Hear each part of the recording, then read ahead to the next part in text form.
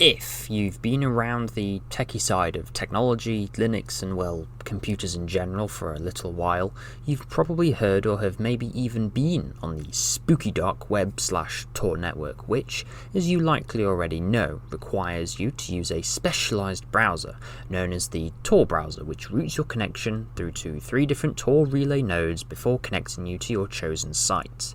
However, if you've ever watched some videos, read some articles, or have just done a little more digging when it comes to your own operational security when visiting these sites with the use of Tor, you might have come across the notion that using a VPN can somehow compromise your anonymity, and that you should stay away from them when using a Tor browser at all costs. Now, stick with me, because in order to understand why using a VPN may be good or bad for you and your OPSEC when on the spooky dark web, you need to understand the alternatives in the case of connecting to the Tor network, which would then allow you to make your own judgment call, because that's what this essentially is. It's deciding which one is better for you, because there isn't an inherently right or wrong answer when it comes to using a VPN or not using a VPN, whichever VPN it might be, when you're on the Tor network, but it does matter. Alright, so to start, surely using a VPN to mask your initial connection to the Tor network would be better than not doing that, right? I mean, after all, as long as you're connecting to the Tor network with a normal default settings connection without using any bridges, which we will talk about in just a minute, your connection should be fine.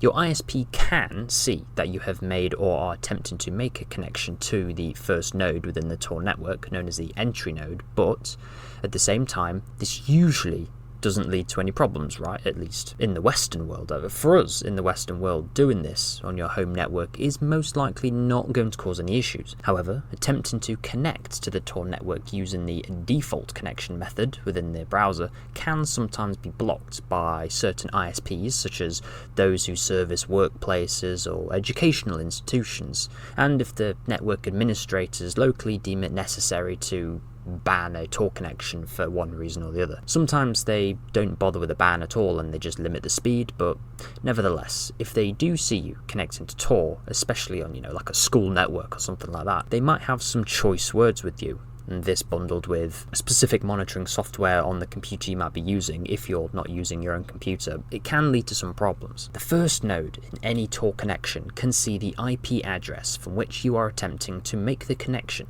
but not your ultimate destination as per the design of the Tor network. For most people, this is your undisturbed, unmasked default IP address. However, this can cause issues either for the reasons I've just mentioned about being at school or place of work, but also because you might live in an area of the world where connecting to the Tor network isn't just a network kind of policy, but more of an illegal thing that you're not supposed to do, which is definitely a cause for concern. This is where, traditionally, the Tor bridge feature comes into play.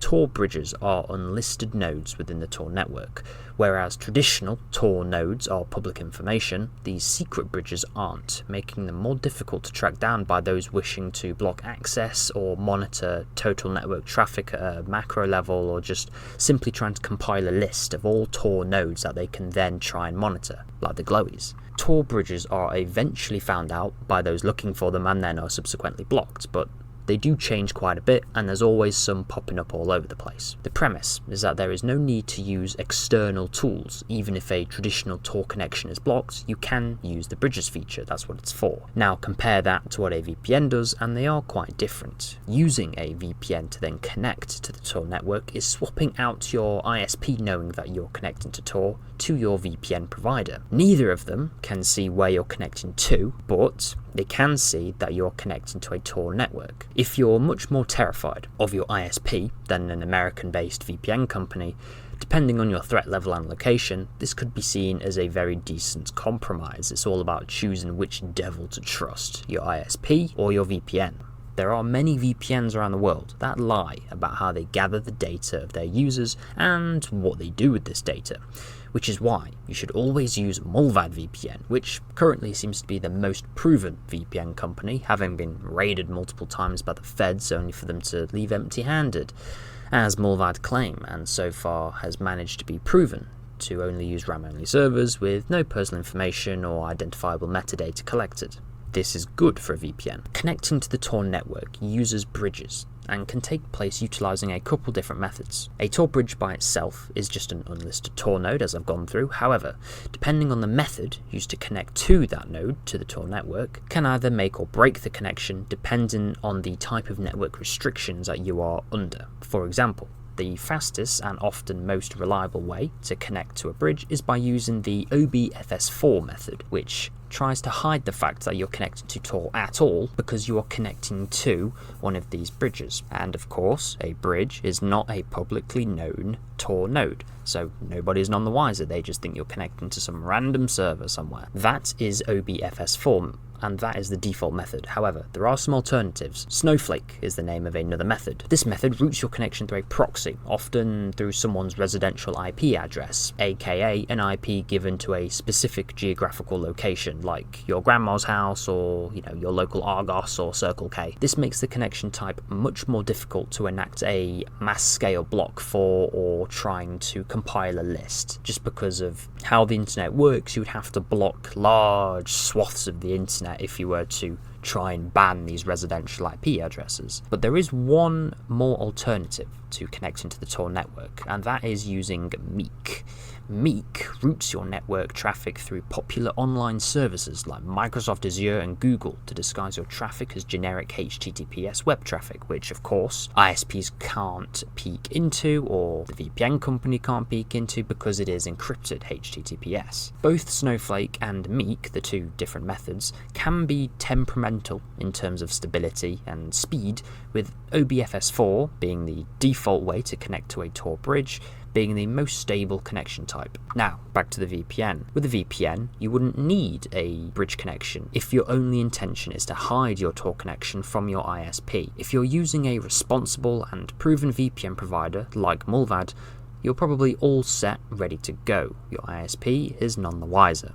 However, if what you are striving for is complete Tor connectivity anonymity, and this bit is purely hypothetical because the speeds would be terrible, you could, keyword being could and definitely not should unless you absolutely have to, you could stack your connection by firstly connecting to a VPN, then to the Tor network via a bridge utilising one of the aforementioned methods. This would not only hide your connection from your ISP by firstly connecting to a VPN, but it would also hide the fact that you're connecting to Tor from your VPN because you're using a bridge, if that makes any sense. Now, this would be at the expense of speed massively. I'm not too sure what the speed would be of your connection, but I doubt it would be very much, just because of how you're stacking these various methods. And I would not recommend it unless you really need to hide the fact that you're connecting to Tor from both your ISP, which is understandable, but then also your VPN company.